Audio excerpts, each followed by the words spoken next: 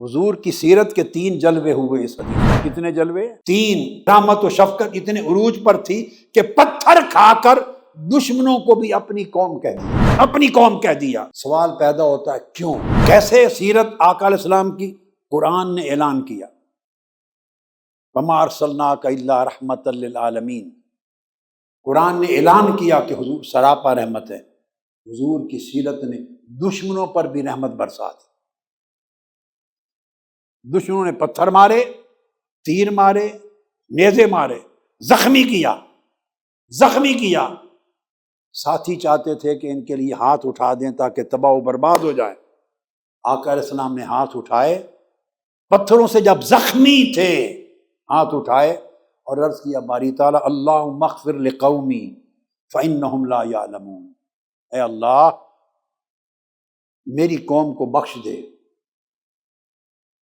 میری قوم کو پتھر مارنے والوں کو فرما رہے ہیں، تیر برسانے والوں کے لیے فرما رہے ہیں میری قوم کو بخش دے، یہ میرے مقام کو نہیں جانتے۔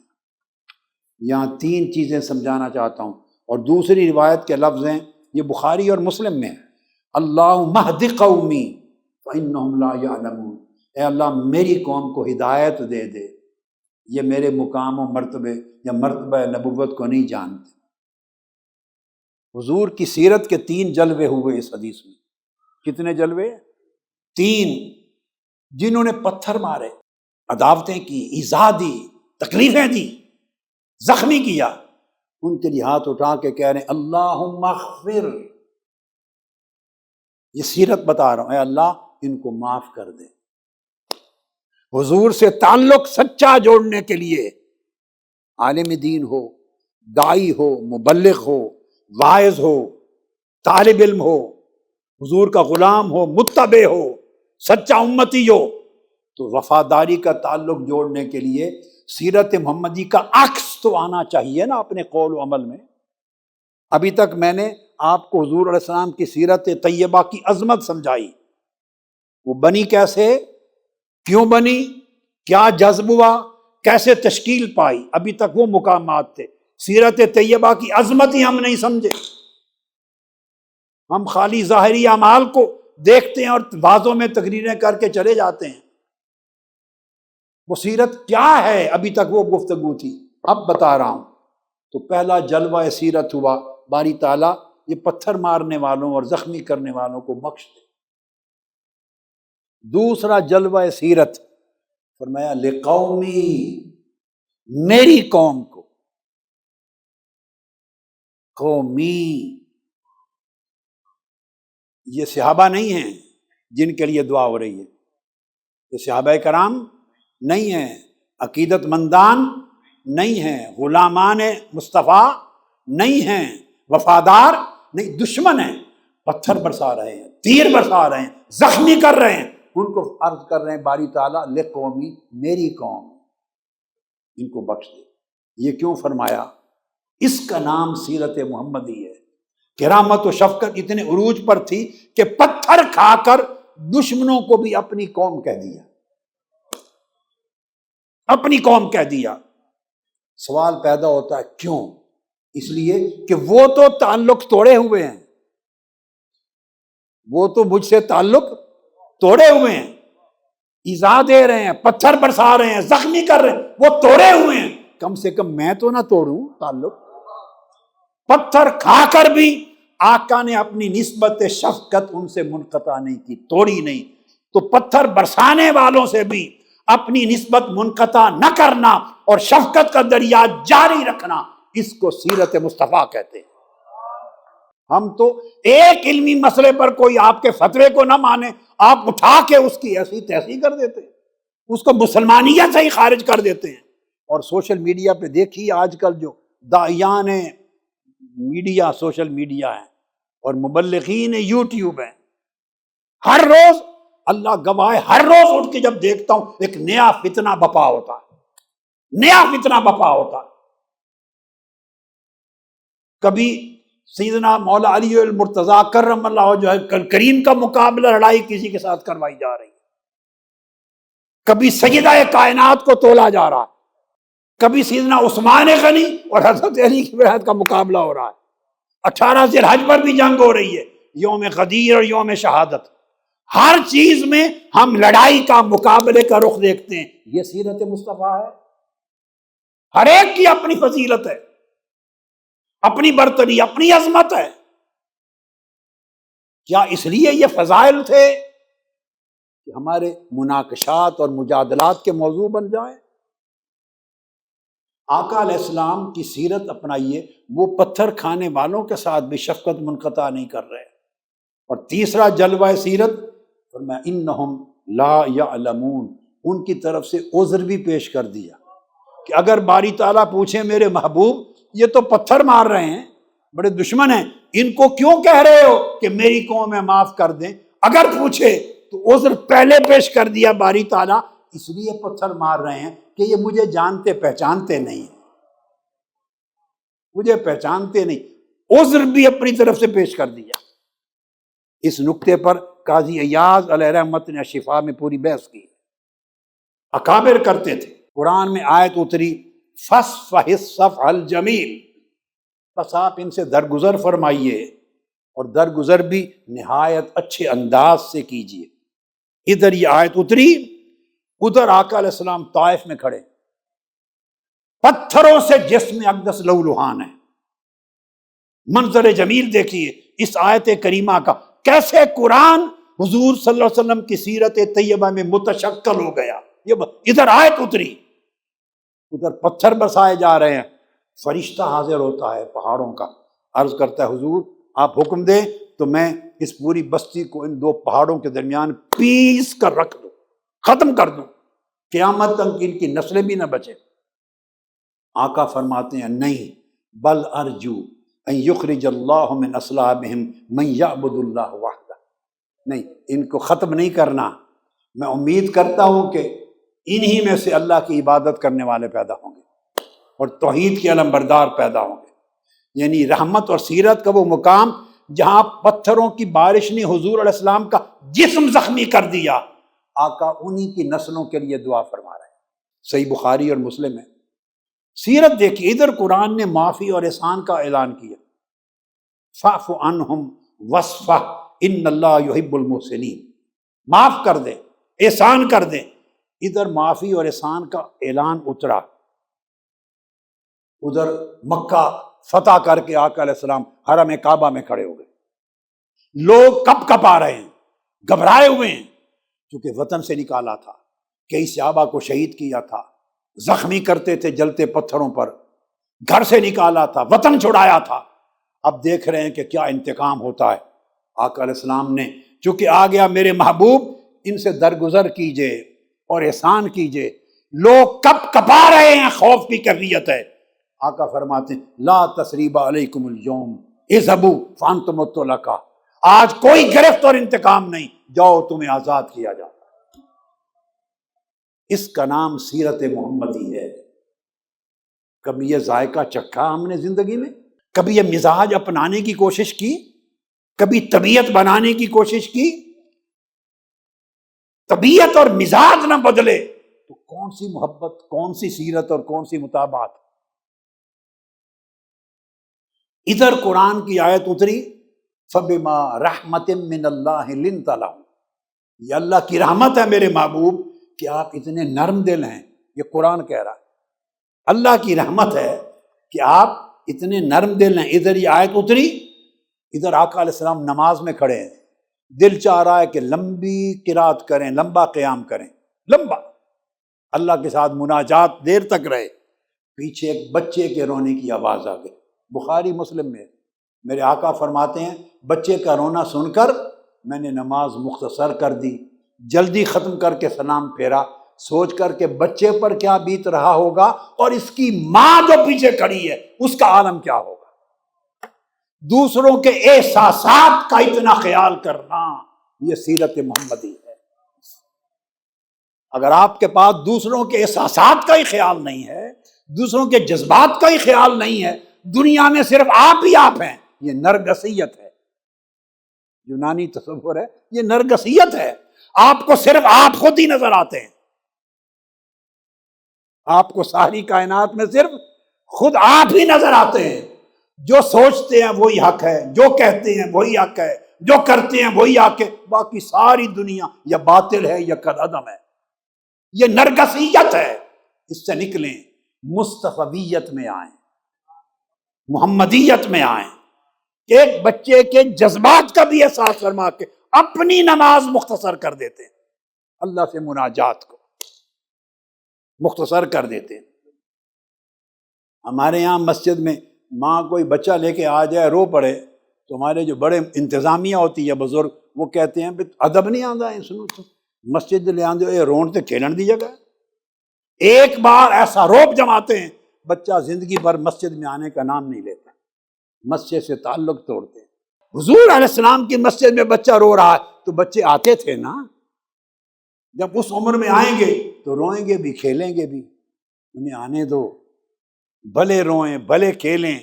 کتنے سال کھیلیں گے؟ چند سالوں میں مسجد کا ادب آ جائے گا. انہیں مسجد سے جوڑو. اور ایک کہاوت ہے کہ جس مسجد میں نماز ہو، نمازیوں سے مسجد بھری ہو، مگر پیچھے بچوں کی رونے کی آواز نہ آ رہی ہو، سمجھو اس قوم کا مستقبل ختم ہو چکا ہے، دین نہیں بچے گا. کیونکہ بچے نہیں آ رہے مسجد میں. تو بچوں کو لانا ہے تو بچوں کے لیے جاذبیت کا ماحول پیدا کرو. وہ محبت سے ہوتا ہے، مسکراتے چہروں سے ہوتا ہے، کھلی طبیعتوں سے ہوتا ہے. ادھر قرآن میں آیت اتری، یا ایھا الذین آمنوا کونوا قوامین بالقسط شہداء للہ ولو علی انفسکم او الوالدین والاقربین. عدل انصاف کرو، خواہ اپنی ذات اور اپنے خاندان کے خلاف. ادھر ایک بڑے قبیلے کی عورت کیس میں آ گئی، کسی نے سفارش کی اس کو چھوڑ دیں. فرمایا واللہ لو ان فاطمہ بنت محمد سرقت لقطع محمد یدہا. تم یہ سوچ کر کہ بڑے گھرانے کی ہے، خدا کی قسم اگر فاطمہ بنت محمد بھی ہوتی اس میٹر میں تو میں سزا دیتا. عدل اور قسط کے بغیر حضور کی سیرت نہیں قائم ہوتی. ادھر آیت اتری وَيَسْأَلُونَكَ مَاذَا يُنْفِقُونَ. آپ سے پوچھتے ہیں کیا خرچ کریں. قُلِ الْعَفْوَ. جو ضرورت سے زائد ہے خرچ کر دو، حاجت مندوں کی ضرورت پوری کرو. ادھر یہ آیت اتری، ادھر آقا علیہ الصلوۃ والسلام نماز پڑھانے کے لیے کھڑے ہیں. باہر سائل نے، ایک غریب محتاج نے آواز دی ہے، صفیں قائم ہیں. ایک محتاج کی آواز سنی، میرے آقا نے مصلی چھوڑ دی، اقامت ہو چکی، باہر چلے گئے. یہ دو الگ واقعات ہیں، میں جوائن کر کے کنسیپٹ دے رہا ہوں آپ کو. واقعات دو الگ ہیں. ایک موقع پر باہر چلے گئے، اس کی حاجت روائی کر کے مؤخر کر دی، پھر آ کے نماز پڑھائی. اور اس حدیث میں جو صحیح مسلم کی پیش کر رہا ہوں، باہر چلے گئے آقا علیہ السلام. پوچھا کیا چاہتے ہو؟ اس نے کہا میرا پورا قبیلہ بھوک سے مر رہا ہے، بھوک سے مر رہا ہے، اور مسلمان بھی نہیں ہیں. حدیث کے اگلے لفظ بتا دیں گے، یہ اس موقع نہیں، میں اخذ کر رہا ہوں. مسلمان بھی نہیں ہیں، آگے سمجھ آ جائے گی. بھوک سے مر رہے ہیں، آپ ہماری مدد کریں، ہماری فقر اور بھوک اور محتاجی کو ختم کریں. اس نے کہا دو پہاڑیوں کے درمیان جتنی بکریاں میرے قبیلے کے لیے دے دے. آقا نے فرمایا پوری وادی مدینہ کی بکریاں تمہیں دیتا ہوں. وہ لے کے چلا گیا. اب کہاں سے اخذ کیا کہ مسلمان نہیں ہے؟ اس نے جا کے قوم سے کہا، یہ صحیح مسلم میں کہا میری قوم خدا کی قسم محمد سچا ہے، اسلام قبول کر لو. انہوں نے کہا کیوں؟ اس لیے سچا ہے، وہ اتنا دیتا ہے کہ پیچھے اپنے فقر کا خوف ہی نہیں رکھتا.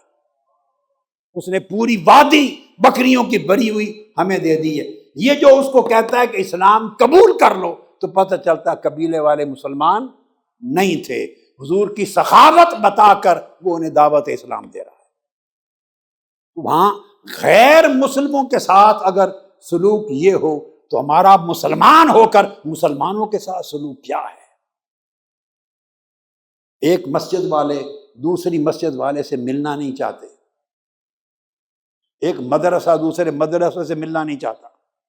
اب عالم یہ ہے وہ خانقاہیں، وہ سلاسل طریقت کے جو سب کو ملاتے تھے، وہ ایک خانقاہ دوسری خانقاہ سے ملنا نہیں چاہتے، سلسلے سے ملنا نہیں چاہتے. کسی سے نرم ہاتھ سے کوئی مصافحہ نہیں کرنا چاہتا، مسکراتے چہرے سے کوئی کسی کو ویلکم نہیں کرنا چاہتا۔